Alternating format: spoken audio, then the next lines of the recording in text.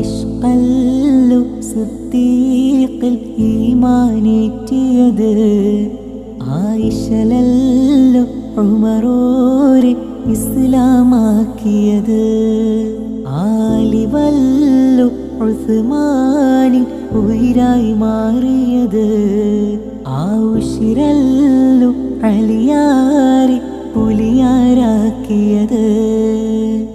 അവരാണ് ഈമാനിൻ ആധാരം പുണ്യേ, അവരോടടുത്താല് അഹദൂനടുക്കോ, അവരോടടുത്താല് അഹദൂനടുക്കോ. ആലം അതിശയമായി അതിൽ നമ്മൾ ആഗതരായി, ആലം അതിശയമായി അതിൽ നമ്മൾ